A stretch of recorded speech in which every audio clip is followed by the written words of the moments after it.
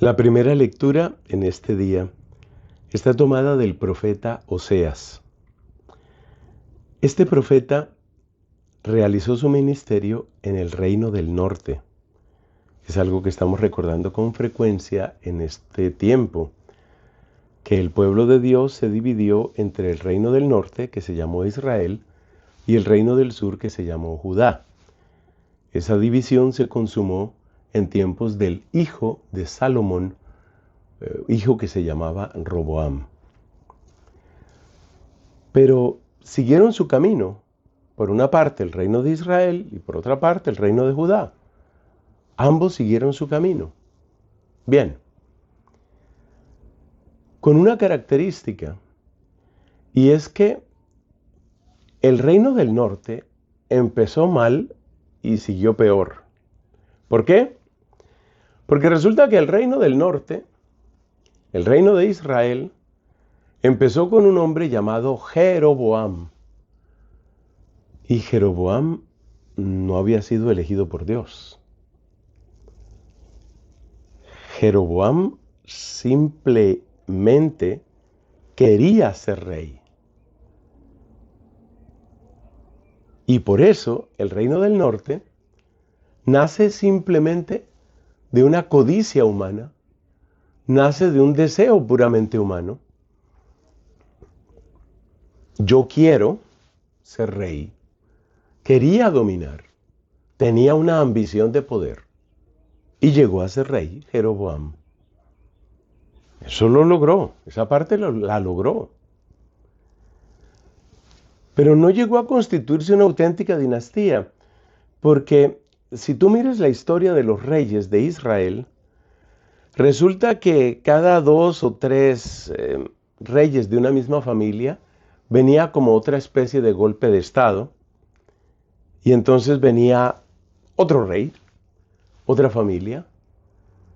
Es decir, así como Jeroboam llegó a ser rey por obra y gracia de su ambición, la ambición de otros produjo otras familias que llegaron al trono. Y fue por lo tanto el capricho, y fue por lo tanto la ambición, lo que determinó cómo iban dándose esos reyes en Israel. Distinto el caso de Judá. Después de David vino Salomón, después de Salomón vino Roboam. Roboam era hijo de Salomón, Salomón era hijo de David. Y después de Roboam viene una serie ininterrumpida de sucesores. Es decir, que en obediencia a una promesa que Dios había hecho, en obediencia a un oráculo divino, en el reino del sur, el reino de Judá, pues había una razón para esos reyes. Bueno, uno podría discutir el tema de si era razonable o no que hubiera esos reyes. Pero tú me entiendes lo que estoy diciendo. Había un motivo para esos reyes. Estaban bajo la promesa que Dios le había hecho a David y eran sucesores legítimos. Lo cual no significa que fueran hombres santos. Con la posible excepción de Ezequías y de Josías, la gran mayoría de los reinos del sur, de los reyes del reino del sur, pues fueron bastante infieles a Dios. Pero es que la situación del norte, la del reino de Israel, era muchísimo peor. Porque no solo fueron infieles a la alianza, sino que fueron caprichosos y ambiciosos, y por eso se rapaban el trono unos a otros. Y eso es lo que denuncia Oseas. Te has dejado llevar por el capricho, te has dejado llevar por la ambición, y ahora vienes a ofrecer sacrificios. A ofrecer sacrificios.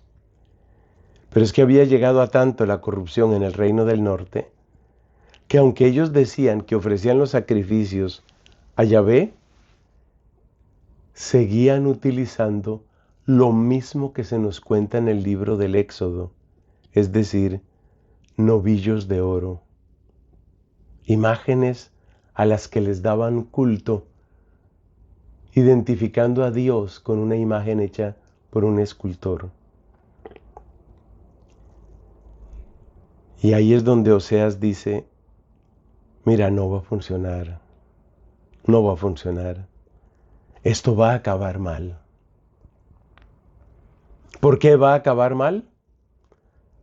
Va a acabar mal porque a ti no te gobierna la obediencia a Dios, a ti te gobierna el capricho, a ti no te gobierna el amor a Dios, a ti te gobierna la ambición,